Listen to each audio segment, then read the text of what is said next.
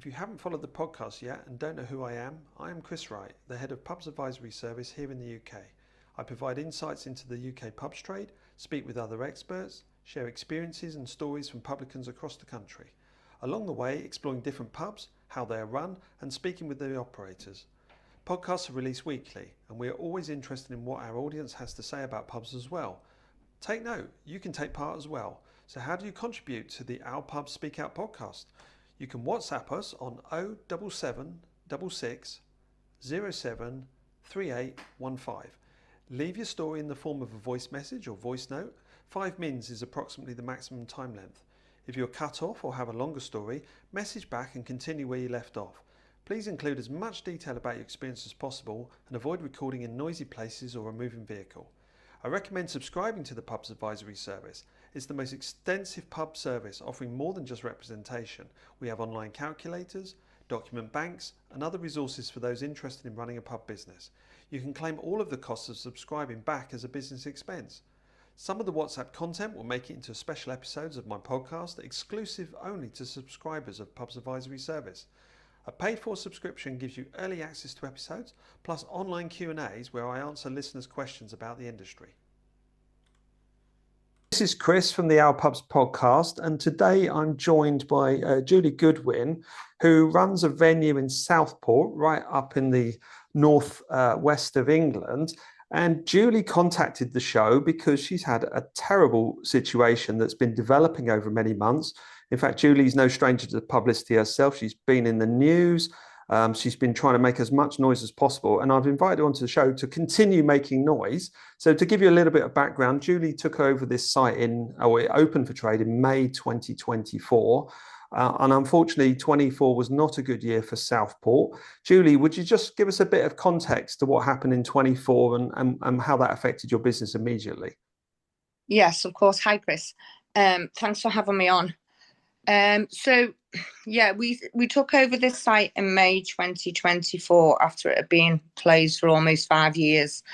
Started off great. We absolutely brilliant. It's a very much loved site in Southport, so people were happy to see it open again. We had a great start with it, and then obviously we had the terrible tragedy that happened in Southport in July of last year, which impacted the town terribly, as you can imagine.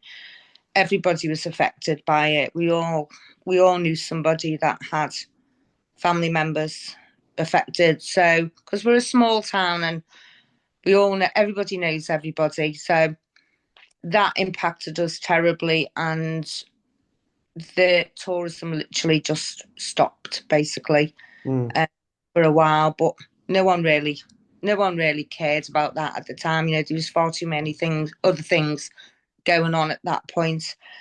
But, you know, we rallied around as a town, and, you know, we've done some great, wonderful charity events after what happened. And we did one ourselves in August, which was a combined one from all the pubs linked together in Southport. And Fantastic.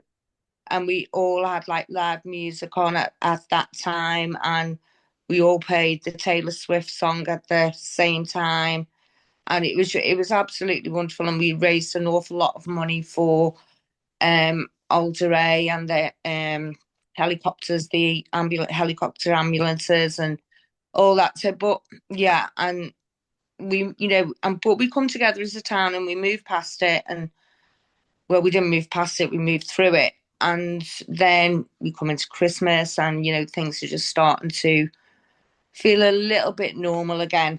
Well, definitely. I mean, people want to go out and enjoy pubs, happy places. Undoubtedly, some people come to Unburden. You're an experienced operator. You've run other sites, so none of that's unknown to you. These were extraordinary events, and for anyone who doesn't know, you must have been living under a rock as to what happened in Southport. But that sounds fantastic, Julie. I missed all of that in the press. I got no semblance of how pubs work together collaboratively. That's a great story in itself, and I'm indebted to you explaining that.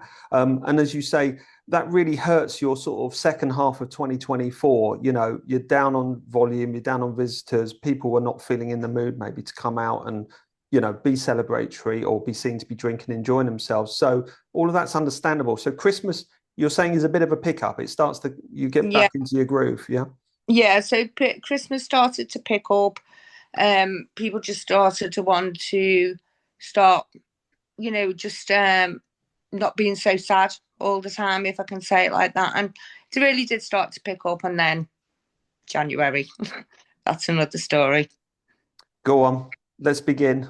So January 2025, Sefton Council decided they were going to do some roadworks. Roadworks is putting it mildly, I have to say. This is not just patching up a bit of tarmac. No. Right. Define for the listeners, what sort of roadworks are we talking about? Is it a list, a long list? Go for it. Right. Okay. So these roadworks, as they were described, it's an absolute engineering project. Right. So they've decided. So on King Street, where my pub is, right facing my pub is the Southport market. Now, the Southport market is a food and beverages market. It's not your traditional market with clothes and stuff like that. It's a food and drinks market. A bit like Borough Market in London. Yeah, but perfect. It's actually owned by the council. Yeah, I've got the picture. Absolutely. So the council run it. So we've got two streets. So you've got King Street and then you've got Market Street. Now, one elevation of the market is on King Street, directly opposite my pub.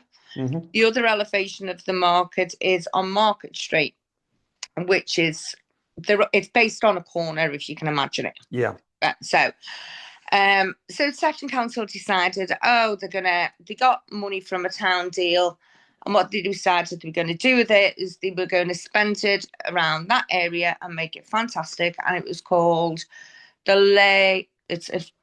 excuse my pronunciation, but it's ridiculous. It's the lay transformations of Southport. Right. Which is like a French. What was it transforming from? I mean, I have a vague memory of the sort of the high streets of Southport from some other work, but what was it? What was there before they transformed it? What was the aspect you were trading off?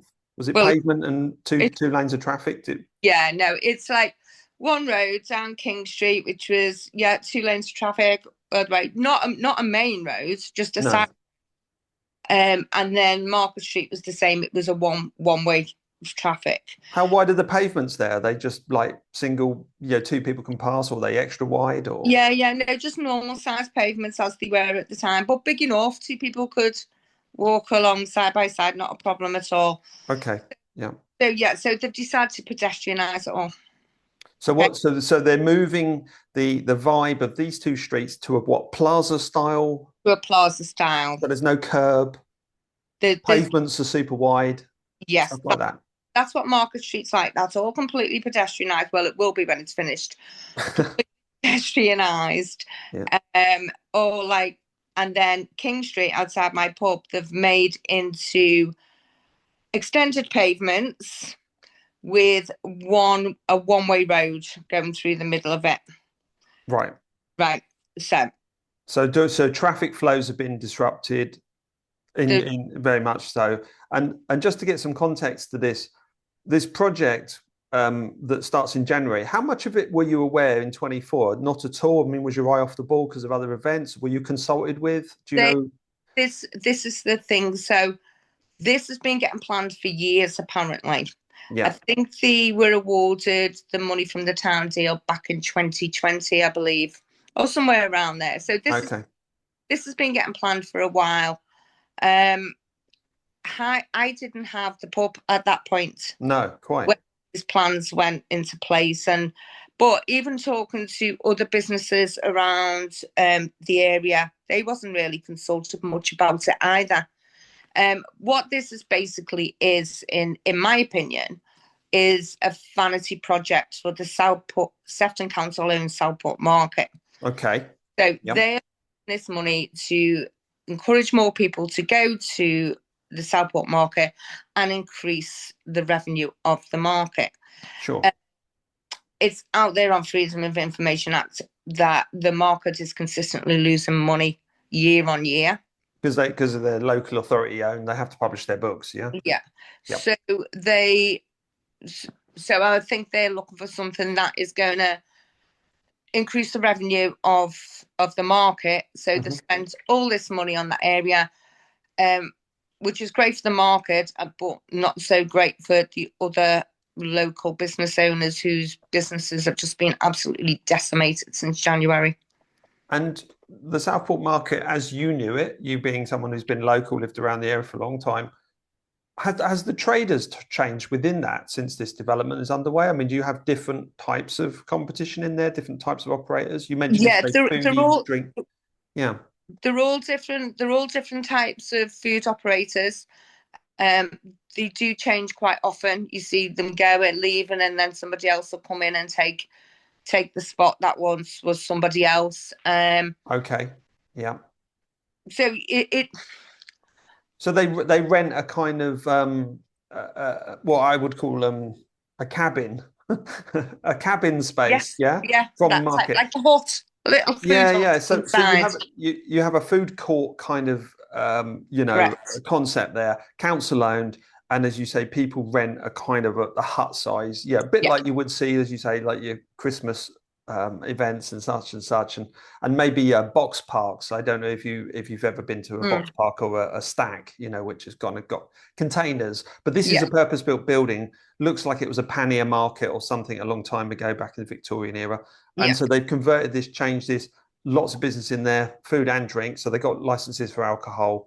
And as you say, the local authority is the ultimate freeholder and the owner of everything that goes on in they there. actually, like, from how I understand it, is the traders in there, the food operators and the drink operators, all their money all goes through Sefton Council. So And there's a till system as well, yeah? yeah, Okay, right. Okay, so you so undertake to do that.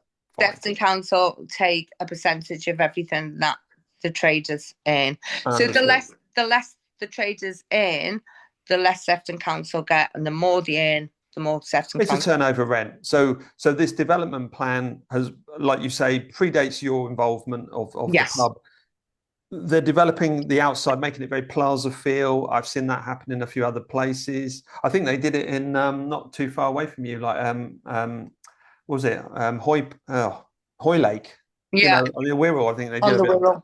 the plaza end when the golf was there a few years ago. So yeah, I get the gist of that. So your engagement with it, as you say, unfortunately, you couldn't consult. You didn't have the venue, but you Yeah. found out that other traders who have been in, your street, your part of the town, they've all said the consultation was poor to non-existent, maybe, Okay.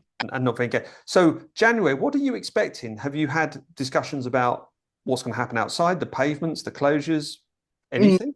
They asked us to go for a consultation, like a meeting at Southport Market in January before it actually started. Right. To meet the contractors who are both with BT and to meet the guy from the council. Mm-hmm.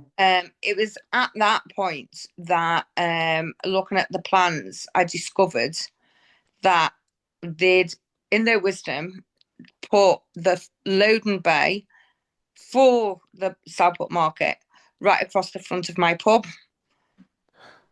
So, Right. so Okay. we wouldn't be getting any extended pavements or any benefit from the scheme So you whatsoever. wouldn't be putting chairs outside because you. No, because Yeah. we'd be having a big loading bay and accessible parking. Now, Uh-huh. we don't need a loading bay outside the front of our pub because our loading bay is at the back of the pub. Mm.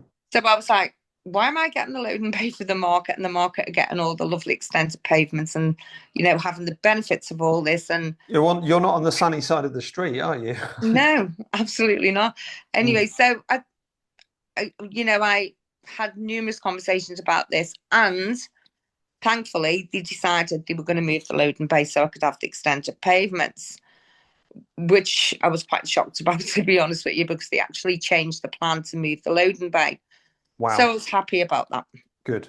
And then none of us could have dreamt what this was going to be like. It's actual demolition site. So This is you're talking like down to almost the bedrock, the sand that yes, Southport is built on. yes. I mean, and it's been going on. Funny story, it's been going on so long. And some of my landlord actually asked one of the guys why they'd stopped work on one of the contractors. because they stop work for a weeks on end. They go, they don't come back. And he's seen on them, and he said, "Why haven't you been here for a week?" And he said, "Well, when we dug down, we found something we didn't expect." And we was like, "Oh, gas mains? What is it?" And he goes, "Yeah, there was sand. We wasn't expecting sand." And we just went, "Wow." Who knew? This is Southport. It's actually built on sand. It's quite incredible, isn't it? I mean, people from Southport are called sand grounders. So yeah, it's crazy. It's okay. So you have a strange conversation developing with the actual people outside. I mean, some of the things that I've heard you say on, in other interviews and things, which I really want to get right across here, is that you've said that yes, you've turned it into a building site. Effectively, no one is able or wanting to visit. They're not wanting to come down the little bit of pavement or whatever walkway that they've supplied to you. And as you say, this has all been done in the idea that there's some sort of progress. We're going to build footfall, etc., etc. But why has there been this kind of mishmash of problems, do you think? Is there anyone that particularly you've tried to get hold of at the council to kind of wring some sense out of them? Because it's killed your trade, right? I mean, let's put it in perspective to listeners right now. You're closed. We're closed, yeah. Because there's no trade. No one comes. No one. We had no choice but to close. It was, especially with the good weather that we've had recently, there was literally nobody coming to my pub because my pub is in the middle of a building site. Now, nobody wants to sit outside having a drink and having a load of dust and dirt and everything flying at you while you sat out. In fact, it happened one day. I think it was one of the breaking points for me. There was a lovely couple sat outside the pub, and I was stood talking to them. They sat on the table having a drink, and then one of the tippers came and just tipped a load of whatever it was. Aggregate, yeah. Yeah, whatever it was. And this big plume of white, dirty dust just went all over us. The people, me, I couldn't see. It was in my eyes. But it went all in the people's drinks. And I just said to the people, "I am so, so sorry." And they went, "It's okay." They went, "We feel really sorry for you." And they just got up, left the drinks, obviously, and left. I was like, this is what we've been dealing with for months and months. And not just the dust and noise, obviously. I mean, as you say, plaza style aside, I mean, I don't expect people want to sort of drink and eat where there's a sea of guys in hard hats and high vis, hard hats and high vis. Not besmirching anyone that works like that, but honestly, it's not where you want to spend your discretionary money, your entertainment money, and going out. Tell me about how many times have you found it difficult to actually get into your premises in the mornings and actually just come and open up? Have you found everything strewn across in the way? Yeah, it's not difficult to actually get into my pub. What it is difficult is deliveries. We can't. I mean, the dray wagon, you know how big them wagons are. Yeah.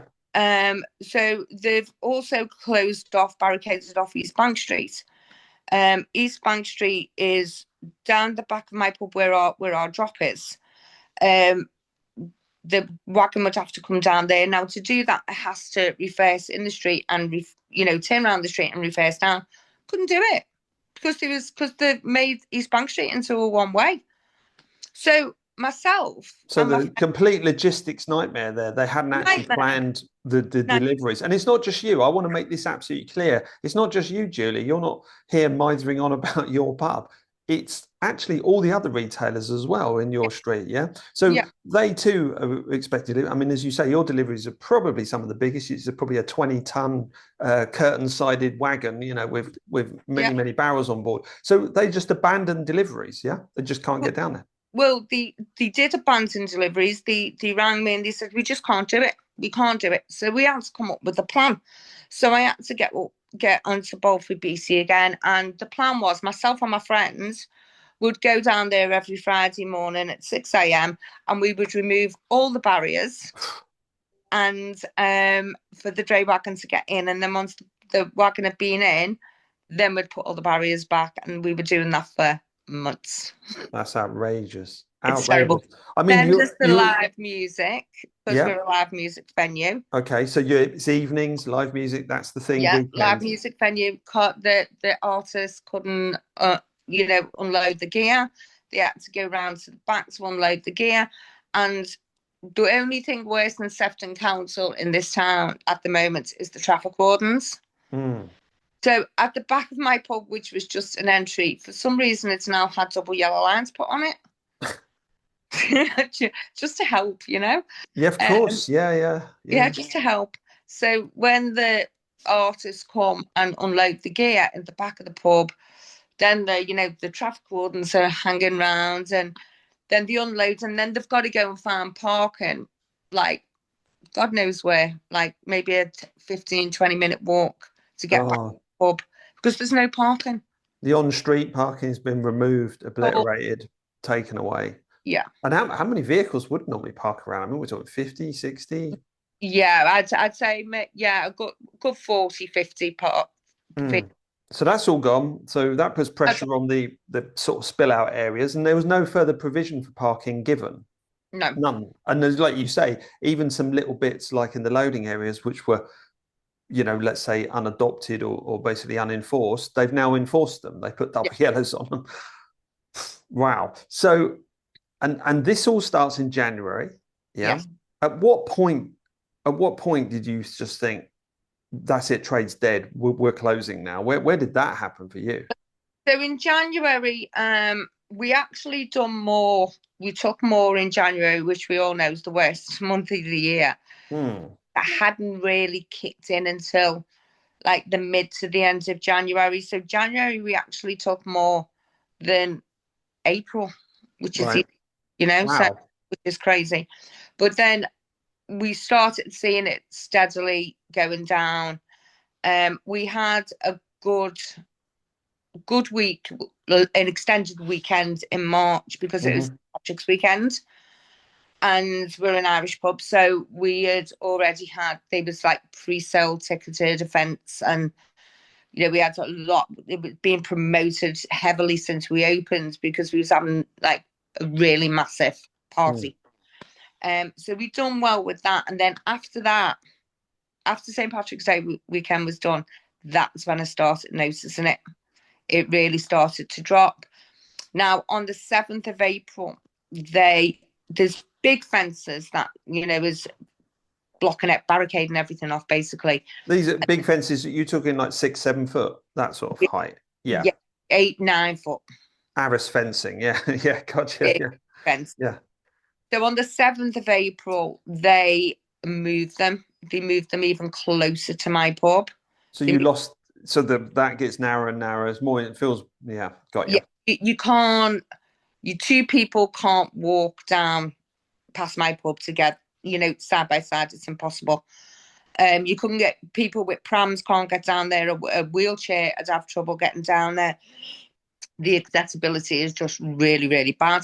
But if you listen to both for BT and Sefton Council, that, it's still accessible. Yeah, okay, it's still accessible, but no one wants to walk down there. It's just, it's demolition site. So that, from that point on the 7th of April, that's when we really felt it.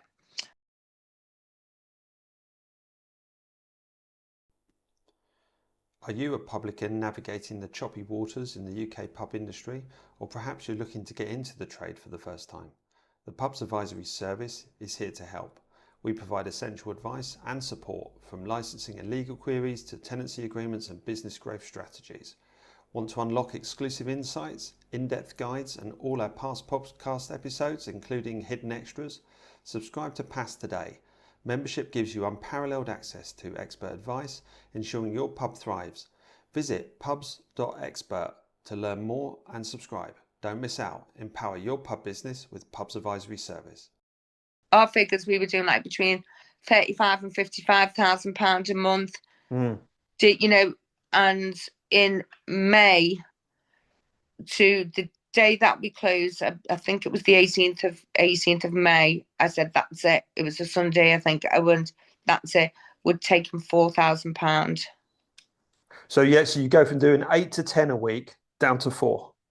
Boom. That That wasn't a week. That was over at the first about 18 days of May. Wow. So, I mean, me not having been on the ground, or I would love to if it was close enough. I'd love to come and have a look. My impression of it is they've just stripped the high street, dug it all up, but the works don't seem to be moving on or progressing down the street. They just seem to be static and right outside all the time, and they're just up and down, making mess, noise, whatever. But what's done, Chris, mm, is why they've done it, I've no idea. This is a big project. It's over two streets, which was one of them is my street, King Street, the other one Market Street, and then East Bank Street is a big main road. It's across that as well, so it's across 3 roads, and they've done it all together. They've dug everything up together. there's no phasing. That's what I'm getting the impression of. There's no phase. It's just bang, and everything's here all at once. This is extraordinary. So these works, like you say, they're now into the almost the third quarter of the year. We've gone over June, so into Q3. So you're enduring 3 quarters. You're crying out for support. Now let's make this clear to listeners. You rent privately. You have a private landlord. It's their whatever pension, their investment of the site. So they're not big. They don't have any scale. And I understand that your landlord has supported you in the way which they can, but they're a small business. So who's bigger than them? Well, the local authority. So you've approached the local authority for support in regards to, let's say, phasing the work, getting things done. And you had a minor success with the loading bay. That seems to have went your way. But since then, they've refused any support, any help. I mean, where are we at with it? So on the 29th of May, after I actually closed the pub, the Liverpool Echo got in touch with me and asked could they do an interview, an article, which they did, and they'd come up and they'd done videos of the area, and then the BBC picked it up. And after all that, then all of a sudden I get a message from the contractors that themselves and Second Council want to have a meeting, and I thought, great. So go to Southport Market, had a meeting with them, and the works were supposed to finish originally in September, then it got pushed to October, and then we got told it's going to be November, so it's a full 11 months. So at that point I was like, this can't continue, this is wrong. By the time we get to November, I'll be finished, the pub won't be opening again. So we had a meeting, and they decided that they were going to expedite the work outside my pub to get the work done there so we could get open and our pavements would be finished by August. So I was like, okay, brilliant, great. At least we've got the whole of August, we've got September. We might be able to catch a little bit of summer here. Which is great. And I mean, you're a town pub. There are other attractions, clearly. So so you want to fight your corner, and you want people to come in and use your facilities. Absolutely, perfectly understandable. So you think we'll catch this trade. So what happens with that promise? Which is great, but we need some compensation. We need some financial assistance. I said, because these debts are piling up. Yeah, absolutely piling up. My landlord, even though he is very, very supportive, he's still going to want his money at the end of the day. Yes. Because he needs it. He's a business himself. Yes. And, then there's all the other things. There's the Sky TV, there's the smart dispense that we use, there's the wasted stock in the cellar. An awful lot of subscriptions or contracts which you can't get out of. Yeah. Yes. They're fixed. The debt is piling up. So, and we've had restricted income since January. So by the time we get to May, we wasn't even taking enough to cover the wages or to cover the stock. And I said, we need to close because we're going to go bankrupt if we don't. Yeah. So we need to close, and we need to pause as much as we can possibly pause financially wise until we can get open again. Which is what I've been trying to do, Chris. But I'm begging the council, you need to help us. And it's not just you, is it? Let's be honest. It's not just your business. From other traders in and around King Street, Market Street. They've also asked for the same support. They've all said the same support. Now, there's a lady on Market Street. She's here. their lease is up in October and she's not renewing it. She's been there for years, and she said she's not renewing it because she's that distressed and stressed and upset, and she's got no money left. She's still having to pay her rent, and she's not covering her rent with her takings. She can't afford to buy any more stock. There's another lady in the shop, a couple of doors away from her. She's actually had to take on a second job in a chippy. Oh my goodness. To pay her rent on her shop. So everyone's jumping through hoops. They are. Everybody. You mentioned to me, prior to us jumping on this podcast, you mentioned to me that some of the, famous names of the high street are taking action against the council. What do you know about that? Well, yeah. So on the corner of my street and onto East Bank Street, we've got the likes of Subway, Costa Coffee. You've got Superdrug. You've got Specsavers. And from what we've heard, and I've heard this from a councillor, that, as you refer to them as the big boys, have already started legal challenges against Sefton Council. Yeah, this is not you inventing a problem here, Julie. This is a massive problem, and it's affecting not just small traders and independents like yourself. It's affecting the big boys, and as you say, they're reaching for their lawyers, something you can't do. So tell me through the campaigning that you've tried to do here. You contacted your local councillors, your local MP. Who have you been in touch with? I've been in touch. I've been in touch with all the press. I've done all the press. I've emailed a number of councillors in Southport that I've had no response to. Mr. Moore from Sefton Council, I think he's the deputy director or something like that. But he's head of highways, and so this is his project. I've emailed him a number of times. I had to meet with him. I followed up with an email. I got no response. I followed up with another email to say, can you please acknowledge receipt of my follow-up email? Still no response. I have asked them over and over. Now, I've said to them, look, I'm not looking for handouts here. You have damaged my business. Any financial assistance you can give us to help us get these doors back open again and to become, a thriving site in Southport again, which is going to benefit their Southport market as well. Because otherwise all the independent traders are just going to quit or go out of business. Yeah. So it's killing you off, really, and it's strangling not just you, but some of the big boys are feeling the pinch on this. I just want to get something really straight here. So the council are obviously going to be net beneficiaries of this development. They would like you to be net beneficiaries of this development. They're not offering you any support other than warm words and like you say, largely ignoring your correspondence, and not just you, but obviously the people around you. What support has the council given to its own business? Do you know anything about that? Well, I don't. They're very tight-lipped about this. As far as we can see, there's not been anything given directly to Southport Market. However, Sefton Council own their own hospitality called Sefton Hospitality Operations Limited. So they're the 100% shareholder of their own limited company, which is a hospitality business. Correct. And when's it based at that market? I don't think it's based at the market. I think it's based in Bootle. Oh, so that's the sort of trading address. But sorry, the trading address is the market. The registered address is somewhere else. Yeah. So Sefton have started a hospitality company. When did they start that? Do you know? So it started a couple of years ago, and they had a site in Southport called the White House, Sefton Hospitality, Sholl as we call it for short. So Sholl had the White House in Southport, and it failed. It wasn't successful, and they lost a lot of money on it.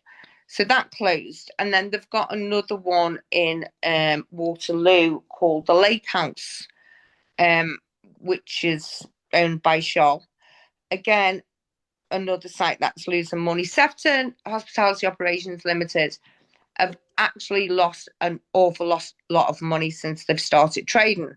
So the books that they have put forward indicate that they're a loss-making Yes. entity, albeit they're serving food and drink like you do. Fine, and that's Yeah. noted. So how are So, they allowed to continue losing money? Are they being propped up? well, this is something that's just come to light now. Now, a friend of mine, Steve Ashcroft, who owns Southport, who runs Southport News, Hmm. he started looking into Shaw because of the incredible amounts of money they were losing. And he discovered that they were awarded a hospitality grant in March for £136,000. Wow. So Sefton Council awarded their own hospitality company a hospitality grant of £136,000. What would that have done to your business if you got £130,000? Would have saved Well, you.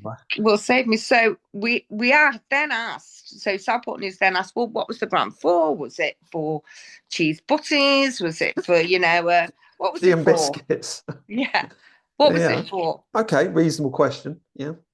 So the answer was Shaw was awarded this hospitality grant for its I don't even know how to say this. It's expertise and its What? consultancy services to the Southport market, Which they also own. which they also own. So what? Hang on. So a grant gets awarded to their hospitality company to They provide own. consultancy and expertise to their other business. Yes. But just correct me if I'm wrong. This hospitality company isn't set up to give out training and qualifications. It's not for hire. You couldn't hire them for their No, expertise. So no, they actually don't have a public facing retail offer or no. a commercial offer for you to go to. So a company that's never ever done this gets a grant to do this. I mean, Julie, A company yeah, that's had losses over £1 million already, right? A already. company that's already lost 1 million. Let's get the context here, right? Rewind. £1 million losses gets a grant to provide a service that is never provided and, in fact, isn't even open to people to approach anyway. Julie, that does not pass the sniff test.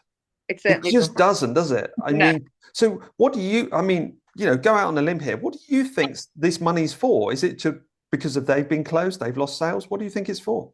I think I personally, in my opinion, I think it's to offset the losses from Hmm. Shaw Hmm. for a start, and to prop up some losses from the market because £41,000 of that hospitality grant went to the market. Right. So support is available. It is being given to hospitality businesses, but just not you. Exactly. Right.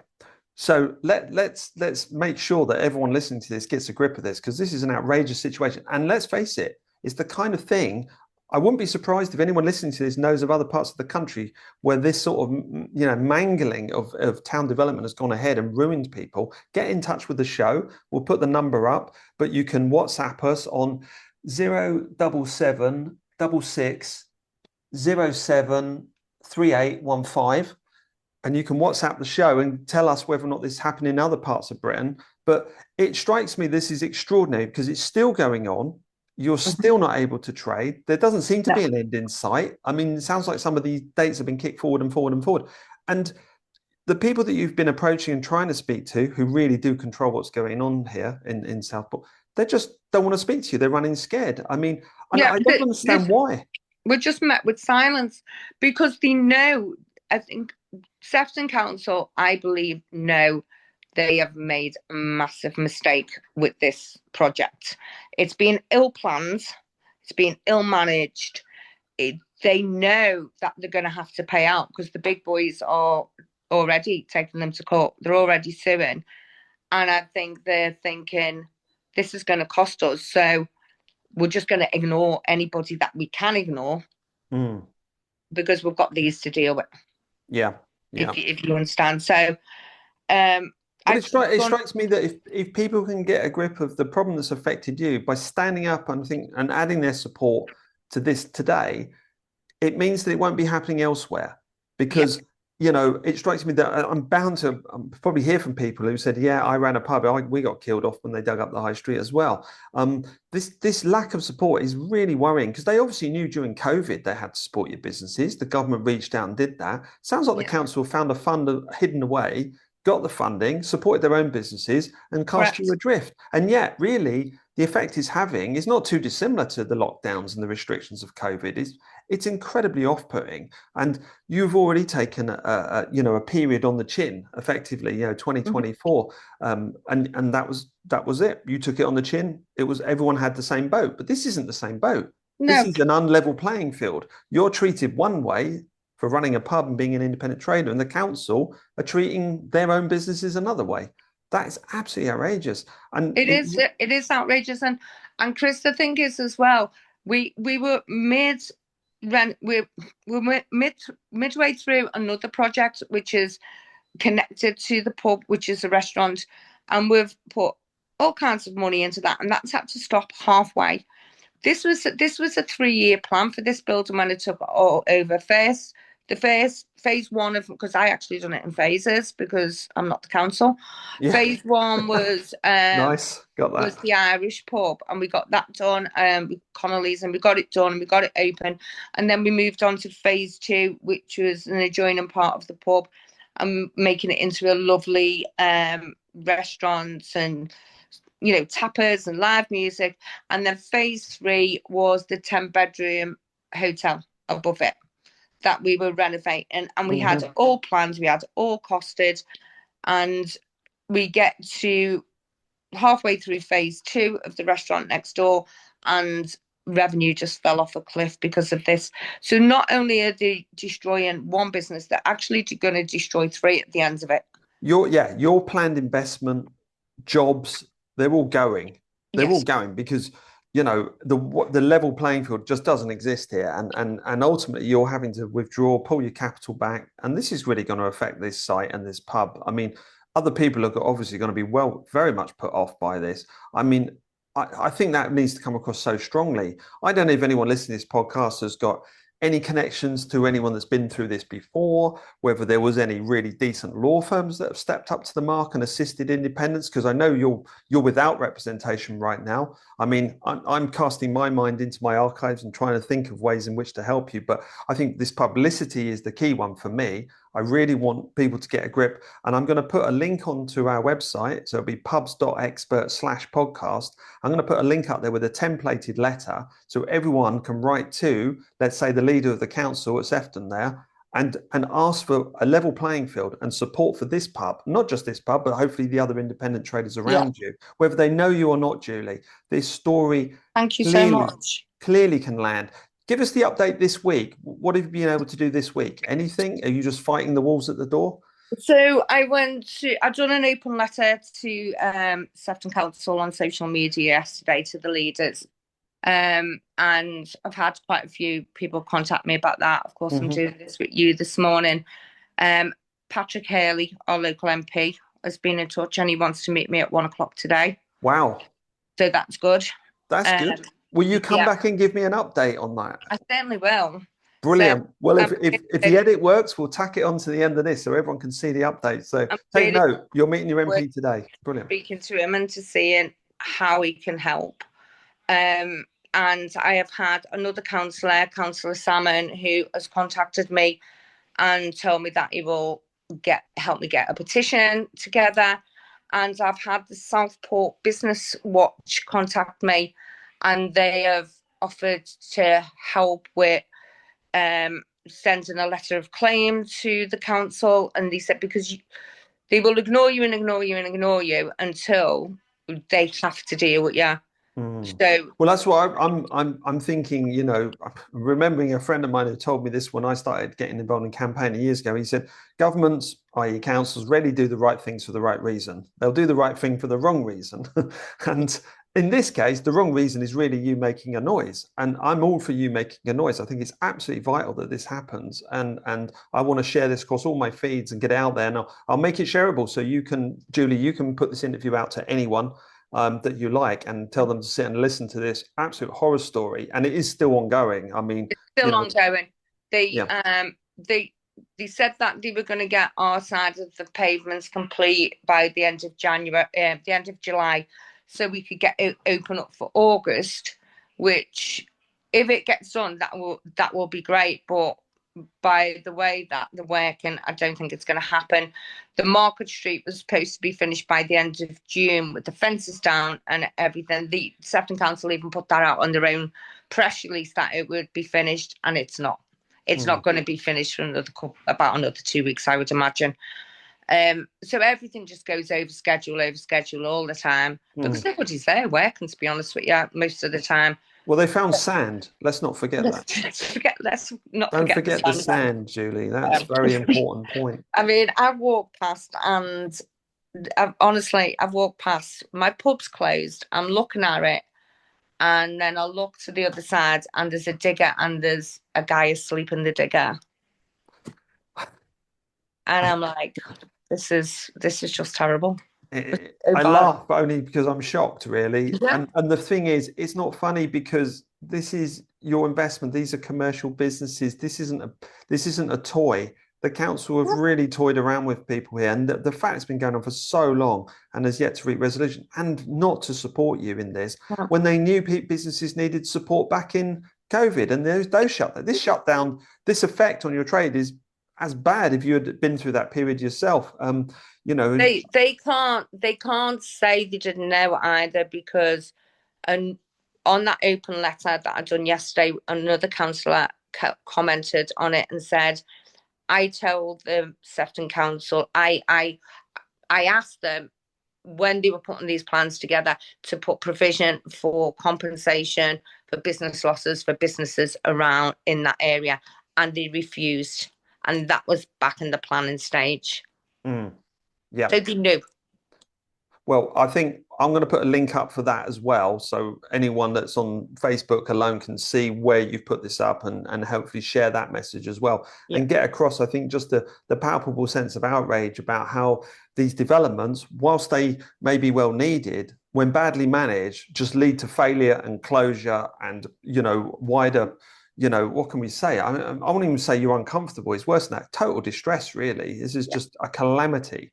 And to find out that there's absolutely nothing they want to do to support you, really, is just astonishing. And there's nothing I can do, Chris, except keep making noise, keep crying out for help to them, you know, and that's all I can do. And then just like I was having a conversation with somebody this morning, all I can do is just let this play out. I don't know where I'm going to end up. I don't know if my pub's ever going to open up again. I don't know how much money I'm going to have lost at the end of this, or how much debt I'm going to be in, but I'm just going to have to let it play out at this point and hope and pray that the council see sense and help. Understood. Well, let's hope they do, and I hope they listen to this with all the seriousness that's required and act fast and find whatever funds they can to support you and the other independent trades around you. And you know, it's long overdue. It never should have got to this. And you know, I love hearing from publicans. I'm always aware that not every story that comes my way is going to be a nice story. This is just shocking. I'm shocked, you know, about everything you've had to say. It's all out there. We'll put up the links to the newspaper stories and the other information that you sent me. I look forward to hearing from you. Hopefully later on today. Get you back on for a real short update. You can perhaps let me know what your MP. Fingers crossed. We're all fingers crossed here for anyone that's listening. We're crossing our fingers, and I'll make sure that I get this produced as quickly as possible for you, Julie, so you can get it shared and people can understand a bit more about where you're coming from. You are a genuinely fantastic operator. You clearly know what you're doing. I'm beyond impressed, and I think your resolve is huge, probably more than it deserves for this situation. So at the moment, best of luck. Look forward to getting your update. And if I think of anything, I'll definitely be coming back to you as soon as possible. Thank you, Chris. Thanks for being on the podcast. If there's any solicitors out there or legal companies that want to help me on a no fee basis, please get in touch. I think that's absolutely right. We'll definitely make sure that people can get in touch with you. They can contact the show and we can put them in touch with you, Julie. That's perfectly fine. Or they can find you on Facebook, of course. Yes. They won't miss you now. I think it's probably the busiest Julie Goodwin on Facebook, at least in the United Kingdom. So that's good to hear. But thank you once again for coming on the show and for speaking with me about this. Thank you so much, Chris. Thank you. I appreciate it. Hello once again, this is Chris from Pubs Advisory Service. Thanks ever so much for listening to the podcast, and I really hope you enjoyed it. If you want to get in touch with the show, please use WhatsApp. You can contact us on 07766 07 3815. That is 07766 07 3815. You'll also find this number in the links and on our webpage, pubs.expert/podcast. Thanks again.